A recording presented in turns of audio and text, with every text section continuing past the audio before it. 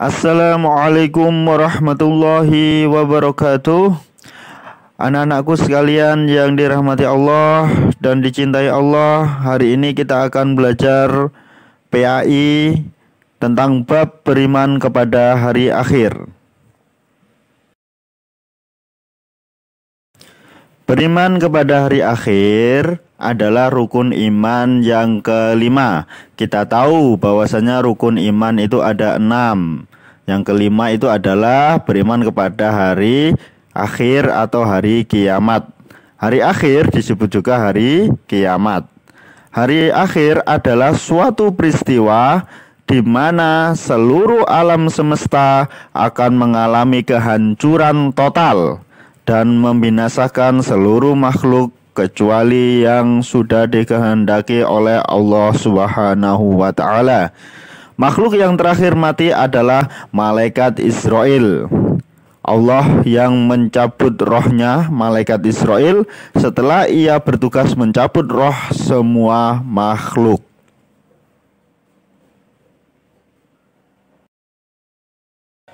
Salah satu surat yang menerangkan tentang peristiwa hari akhir atau hari kiamat adalah surat Al-Qari'ah, yaitu ayat 1 sampai 11.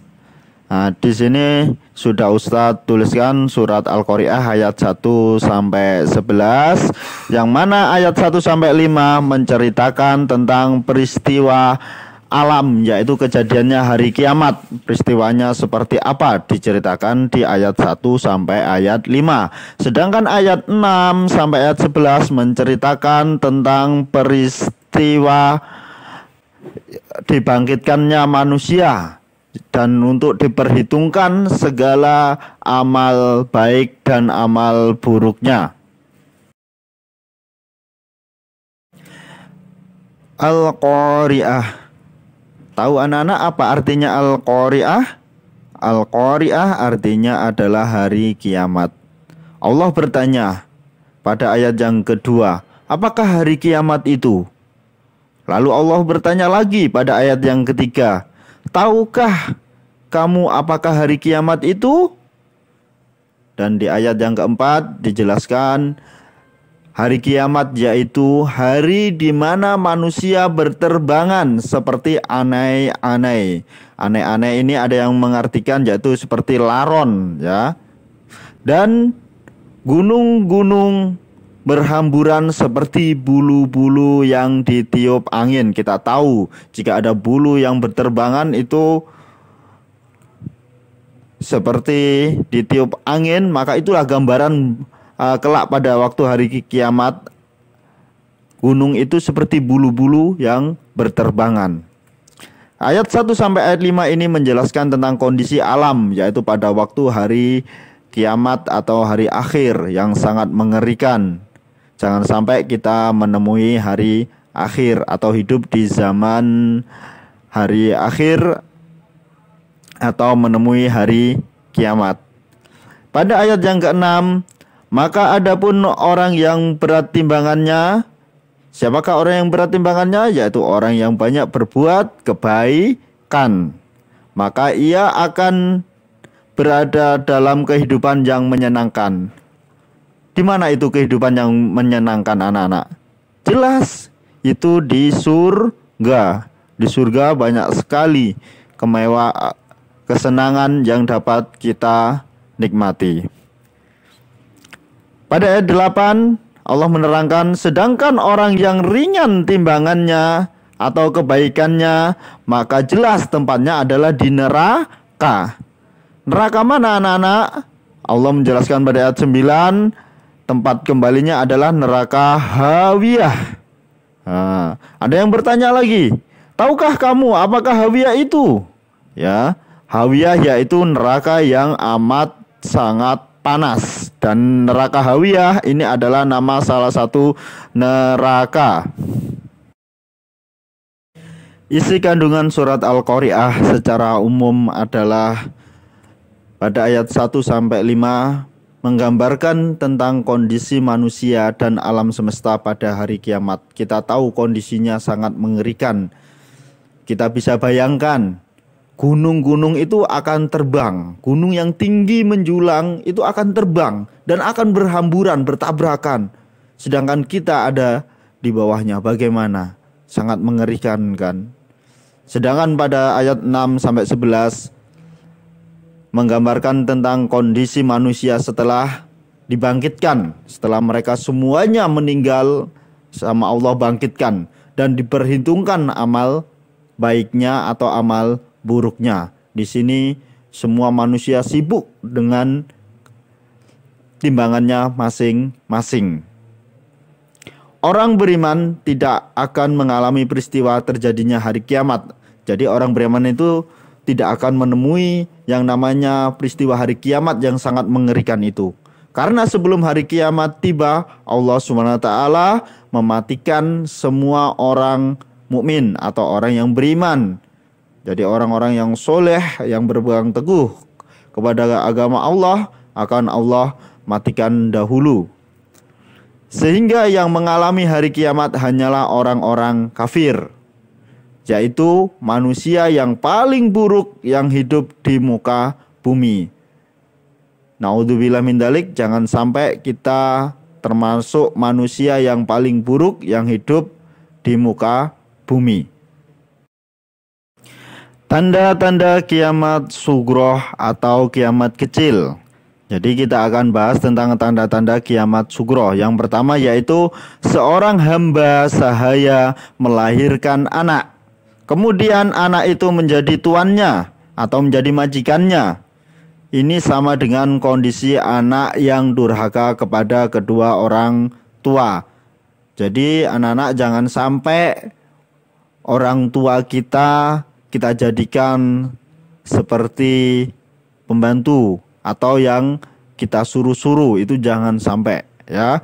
Karena ini adalah salah satu tanda-tanda kiamat kecil. Dan ini sudah banyak yang terjadi. Ya, jika kita ingin menjadi anak yang soleh atau anak yang solehah, maka orang tua harus kita muliakan, kita bantu mereka, bukan kita suruh. Tanda yang kedua, tanda kiamat sughroh atau kiamat kecil adalah para pengembala miskin berlomba-lomba membuat bangunan yang besar. Bangunan yang besar tinggi menjulang, kita tahu sudah dibangun yaitu di Dubai, Emirat Arab sana, yaitu bangunan Al-Buruj. Kita tahu sampai berapa kilometer panjangnya itu atau tingginya bangunan itu. Itu adalah merupakan salah satu tanda kiamat sughroh. Yang ketiga tandanya adalah merebaknya berbagai kemungkaran dan kemaksiatan. Kita tahu di sekitar kita atau di sekeliling kita banyak sekali kemaksiatan yang dilakukan secara terang-terangan dan juga kemungkaran, kejelekan yang dilakukan secara terang-terangan. Mereka tidak lagi punya rasa malu. Ini adalah salah satu tanda kiamat sughroh. Yang keempat adalah banyak terjadi bencana alam. Nah, ini juga tanda kiamat kecil. Kita tahu peristiwa yang ada di sekitar kita seperti banjir bandang, seperti gunung meletus, dan yang terbaru yaitu ledakan yang ada di Lebanon, ya, itu sampai mematikan banyak orang. Itu adalah merupakan tanda-tanda kiamat sughroh. Yang kelima adalah banyak ulama yang wafat, sehingga ilmu tentang kebenaran menjadi sedikit dan langka. Kita tahu banyak para kiai, para ustadz, para da'i yang mereka lurus di jalan Allah telah wafat. Tanda-tanda kiamat kubro atau kiamat besar. Yang pertama yaitu munculnya Imam Mahdi. Siapakah Imam Mahdi, anak-anak? Imam Mahdi adalah pemimpin umat Islam sedunia atau bisa dibilang presidennya orang Islam sedunia. Ya, yang pada zaman dahulu kita pernah membaca yaitu tentang Khulafaur Rasyidin. Nah, itu adalah pemimpin umat Islam di masa itu. Nah, ya untuk di masa yang sekarang ini nanti akan muncul yaitu seorang Imam Mahdi yang bisa memimpin umat Islam seluruh dunia. Dalam kepemimpinan Imam Mahdi ini, Islam dan kaum muslimin akan jaya dan menguasai dunia. Kita tahu bahwasanya dulu Islam itu pernah menguasai sepertiga dunia di bawah satu kepemimpinan seorang pemimpin. Pada saat itu kehidupan dunia akan damai dan sejahtera. Tanda kiamat kubro yang selanjutnya adalah munculnya Dajjal. Apa itu Dajjal, anak-anak? Dajjal adalah pemimpin bangsa Yahudi yang kafir dan durjana, yang menebar kerusakan dan kekufuran di muka bumi. Ada juga yang mengatakan Dajjal itu bermata satu. Tanda selanjutnya yaitu turunnya Nabi Isa. Nabi Isa akan diturunkan oleh Allah dari langit ke bumi untuk membantu Imam Mahdi dalam menghadapi Dajjal atau membunuh Dajjal. Bahkan dikisahkan insya Allah nanti yang akan membunuh Dajjal itu adalah Nabi Isa. Dan Nabi Isa ini dan Dajjal ini bisa menyerupai Nabi Isa. Naudzubillah min dzalik, jangan sampai kita menjadi pengikutnya Dajjal. Yang selanjutnya tanda kiamat kubro adalah terbitnya matahari dari barat. Jelas kita tahu bahwasanya setiap hari matahari itu terbit dari timur. Tapi ini nanti pada waktu hari kiamat kubro, matahari akan terbit dari barat, akan muncul dari barat. Dan pada saat matahari muncul dari barat, tidak akan diterima imannya orang yang baru bertaubat. Ya, jadi pada waktu matahari muncul dari barat, ada orang berbondong-bondong pingin bertaubat, pingin kembali ke jalan yang benar, maka Allah tidak akan menerima keimanan mereka. Tanda selanjutnya yaitu keluarnya binatang tertentu yang aneh dan dapat berbicara dengan manusia. Kita tahu sekarang banyak bermunculan binatang melata yang aneh yang belum pernah kita temui. Ya, suatu contoh, kita pernah menemui yang terbaru ini, jika kita lihat di internet ada binatang yaitu sejenis kayak ular, tapi dia itu memiliki kaki 4. Ada yang menyebutkan itu kadal berkaki yang panjangnya seperti ular. Itu kan salah satu binatang yang aneh yang belum pernah kita temui. Menurut para ulama, tanda-tanda kiamat kecil sudah terjadi dan ini sudah banyak sekali terjadi ya. Kita tinggal menunggu tanda-tanda kiamat besar. Dan untuk menghadapi hari kiamat ini, marilah kita belajar bersungguh-sungguh dan mengajarkan ajaran agama Islam dengan sebaik-baiknya. Kita amalkan amalan-amalan yang ringan, kita amalkan amalan-amalan yang wajib, dan kita tambahi amalan yang wajib dengan amalan-amalan yang sunnah. Semoga kita mendapatkan perlindungan Allah dari berbagai fitnah dan mara bahaya, terutama yang akan merusak nilai-nilai agama yang kita yakini, yang mana kemungkaran dan kemaksiatan sudah banyak sekali di sekeliling kita. Orang berbuat jelek itu tidak lagi ditutup-tutupi, tapi secara terang-terangan. Itu tadi sedikit penjelasan Ustadz tentang hari kiamat, tentang tanda-tanda hari kiamat dan kejadian-kejadian yang akan terjadi pada hari kiamat.